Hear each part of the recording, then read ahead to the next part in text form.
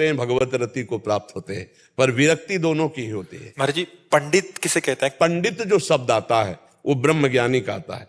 विद्या विनय संपन्ने ब्राह्मणे गविहस्तनी स्वनीच सुपाकेचा पंडिता समदर्शिना। जो समदर्शी सर्वत्र भगवान का बोध प्राप्त किए उसे पंडित कहते हैं, वही ज्ञानी है। पंडिता समदर्शिना, पंडित उसे कहते हैं जो सर्वत्र भगवान का अनुभव कर लेता है। महाराज जी, हम गांव आदि में तो ये देखते थे, जो ब्याह आदि कराते हैं उनको हम पंडित जी कहते थे। हाँ कहते हैं, पर पंडित शब्द की जो व्याख्या है गीता के अनुसार, विद्या विनय संपन्ने, देखो इसमें ब्राह्मणे भी है, जो विद्या विनय संपन्न ब्राह्मण में, गाय में, हाथी में, कुत्ते में, चांडाल में एक ही परमात्मा को देखता है उसे पंडित कहते हैं। जो समान भाव से सबको देखता है उसे पंडित, पंडित शब्द की व्याख्या है। पर गांव में हाँ पंडित जी उनको भी कह देते हैं। ज्यादातर यही हाँ पंडित पर शब्द ज्ञानी महापुरुष के लिए है, जो सर्वत्र ब्रह्म दर्शन कर रहा है, उसमें जाति पक्ष की बात नहीं है, वो ज्ञानी महापुरुष है।